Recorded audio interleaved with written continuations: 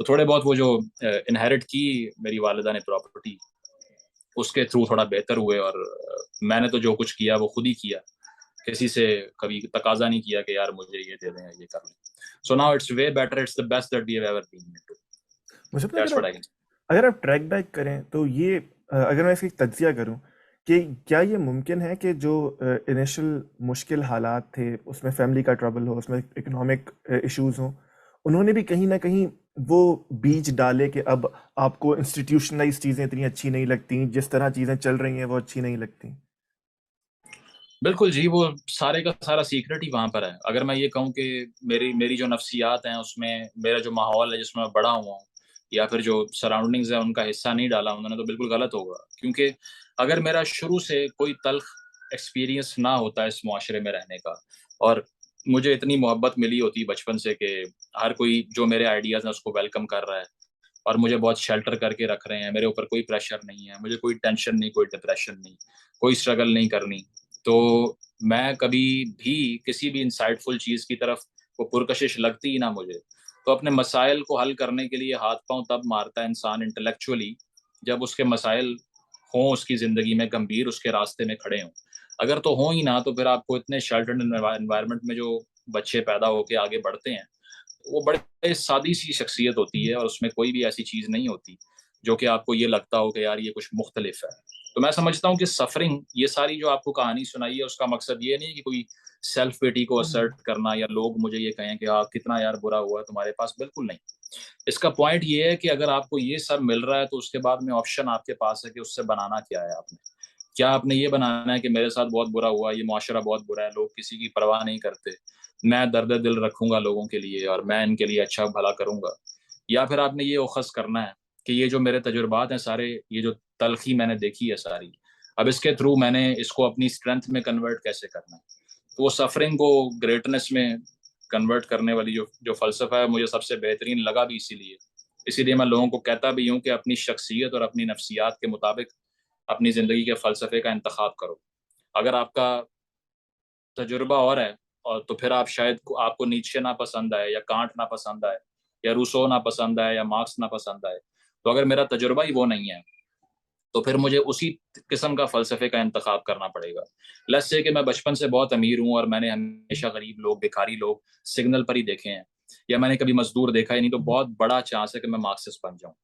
کیونکہ مجھے وہ سارا درد دل محسوس ہی تب ہوگا جب وہ مجھ سے اتنے دور ہوں کہ میں ان کے درمیان نہ رہا ہوں کبھی، اور نہ مجھے سمجھ آئی ہو کہ وہ لوگ ہیں کون. اسی لیے دور سے مجھے سب اچھا لگنے لگے اور میں کہوں کہ نہیں یہ میرے جیسے ہو سکتے ہیں. So I am somebody who used to live among them. Literally میرے اسکول کے اندر میرے ساتھ والی چیئر پہ بیٹھنے والا بچہ جو تھا، وہ اس کے والد صاحب ایک مزدور تھے جو ہمارے سامنے گدے کے اوپر چیزیں لاد کے اور وہ اس طرح اینٹیں اور ٹرانسپورٹ کرتے تھے. He used to sit beside me. تو اگر ایسے ماحول میں آپ پلے بڑے ہوں تو آپ نے پاکستان کی جو انڈر گراؤنڈ زندگی ہوتی ہے اس کو ایکسپیرینس کیا ہوتا ہے، اور اسی لیے آپ پھر فین نہیں ہوتے ان چیزوں کے، اور ہونا بھی نہیں چاہیے. کیونکہ جو لوگ پریویلیجڈ ہیں، میں یہ نہیں کہہ رہا کہ پریویلیجڈ ہونا بری چیز ہے، بالکل نہیں. اگر میں ہوتا میں کھل کے بتاتا، مجھے کبھی خوف نہیں آیا اس سے.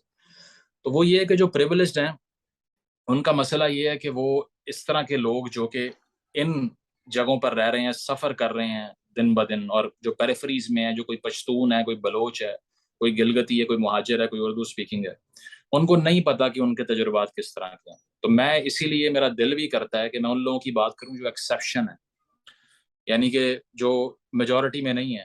اور پسند ہی صرف مجھے وہ بات آتی ہے، اس کی وجہ یہ ہے کہ جب میں اس صورتحال میں تھا تو مجھے وہ یاد ہے کہ اس ٹائم کوئی نہیں تھا اگر یہ کہہ رہا کہ نہیں یار یہ جو بات کر رہا ہے یہ بہتر ہوگی. تو جب تک وہ خود ثابت نہیں کرتے آپ، اٹ ہیز ٹو بی اے وار، اور آپ نے وہ فائٹ کرنی ہوتی ہے. تو اس میں کبھی بھی بلیم گیم نہیں ہے، اور نہ میں نے کبھی کہا کہ اس کی وجہ سے میں یہ نہیں کر سکا وہ نہیں کر سکا. تو وہ کمپلین کرنے والا میرا ایٹیچیوڈ کبھی نہیں تھا، رسپانسبلٹی لینے والا تھا.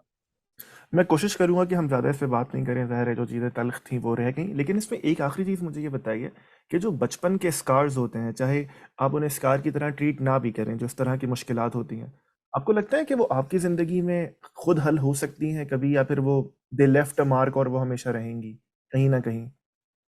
ہاں، وہ ڈپینڈ کرتا ہے کہ آپ کس طرح کے انسان ہیں. اگر تو ایک ریشنل انسان ہے جو کہ چیزوں سے رزلٹ نکالنے کی کوشش کرتا ہے، لیٹس سے کہ میری زندگی میں 4-5 مسئلے ہیں، اب ان کا حل کیا ہے، یا میں وہ سوچوں یا پھر ان کے نیچے اتنا دب جاؤں کہ میری نفسیات جواب دے جائیں، میرے اعصاب جواب دے جائیں اور میں لڑنا ہی چھوڑ دوں اور میں کہوں کہ یار بس مجھے نا آنکھیں بند ہو جائیں میری.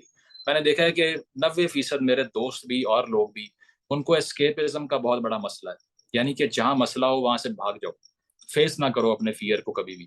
اس کو سائیکالوجی کی زبان میں ایکسپوجر تھراپی کہتے ہیں کہ جو تمہارا فیئر ہے اس کے سامنے جا کے کھڑے ہو جاؤ اور پنگا لے لو اس سے. تو اس سے یہ ہوتا ہے کہ آپ آنکھیں بند کر لیتے ہیں لیکن وہ it keeps revolving around you, وہ کبھی جان نہیں چھوڑتا آپ کی. اب اس کے لیے میں نے دیکھا لوگ ہزار راستے اختیار کرتے ہیں. پہلا راستہ یہ ہوتا ہے کہ وہ شراب نوشی بھی کریں گے، یا وہ کسی ایسی چیز کی طرف جائیں گے جو ان کو انٹاکسیکیٹ کر دے، ان کی ریالٹی کو ہیزی بنا دے، تاکہ اس طرح سے وہ تکلیف ان تک پہنچے ہی نہ، حالانکہ اس سے فائدہ نہیں ہوتا. یہ بھی میتھ ہی ہے.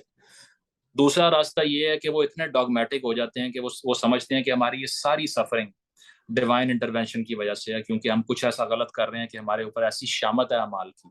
تو وہ اتنا خوف زدہ ہو جاتے ہیں کہ وہ صرف اور صرف ان کی زندگی ایک انتظار ہوتا ہے موت کا، اور وہ یہ کہتے ہیں کہ اس دنیا میں کچھ نہیں پڑا ہوا. وہ بالکل لائف لیس ہو جاتے ہیں، جو پاکستان کی اکثریت ہے، کیونکہ سفرنگ کو وہ یہی سمجھتی ہے کہ اس میں ہمارا کوئی کنڈکٹ نہیں ہے، یہ کسی اور کی وجہ سے ہو رہی ہے، یا اگر اعمال برے ہیں تو ہم ان کو بہتر کریں گے، رو لیں گے، کچھ اور کر لیں گے. تو یہ 2-3 قسم کی نفسیات ہوتی ہیں. تو میں یہ سمجھتا ہوں کہ اگر آپ کو اس طرح کی کوئی چیز ایکسپیرینس آپ نے کر لی ہے تو اس میں بہت ہی کم چانس ہے کہ آپ اس سے کمپلیٹلی ریکور کر جائیں مینٹلی.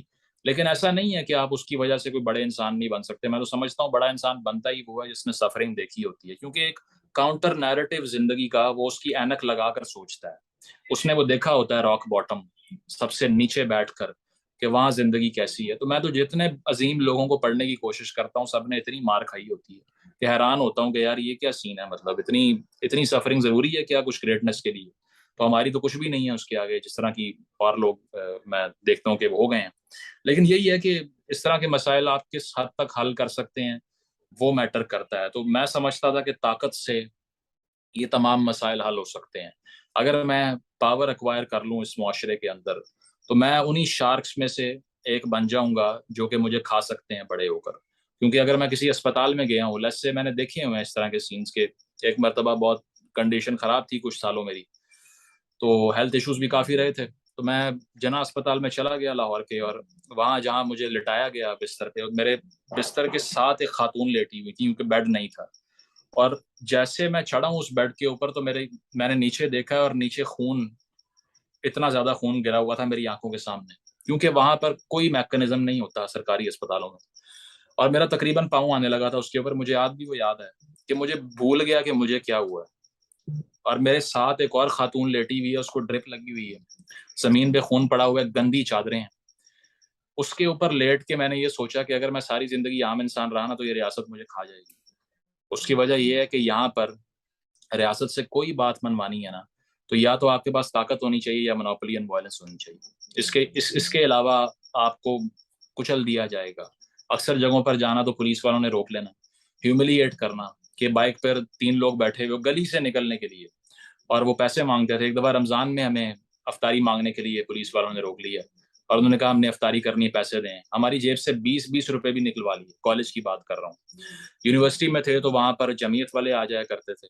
اب پتہ نہیں، یہ آپ کی مرضی ہے، آپ اس کو جانے دیں یا ایڈٹ کر دیں. میں کچھ نہیں تو ایڈٹ کروں گا، آپ جو کہہ رہے ہیں وہ وہ سب جا رہے ہیں. وہ آ کر کہہ رہے ہیں کہ جی افطاری کروانی ہے، جو جیب میں نکال دو اس کو. تو ہر جگہ پر ایک بدماش کلچر دیکھا، جہاں پر کوئی آواز نہیں ہے، جہاں پر اگر آپ ایک عام انسان ہے تو آپ کی کوئی اوقات نہیں ہے. آپ کو پولیس والا تھپڑ مار دے، کوئی بیوروکریٹ گاڑی کے نیچے دے کے چلا جائے، you will be unknown, you will be forgotten. تو سبق یہ سیکھا کہ طاقت کے اصول کے بغیر یہاں پر یہ معاشرہ نہیں چلے گا. پہلے وہ ہاتھ میں لیا، اس کے بعد انسانیت کی باتیں کرنا، اس کے بعد لیکچر جھاڑنا کہ میں نے باقیوں کے حالات ٹھیک کرنے ہیں یا میں بے لوث خدمت کرنے آ رہا ہوں. میں بے لوث خدمت کرنے اس لیے نہیں آیا کہ پہلے میں نے خود سروائیو کرنا تھا.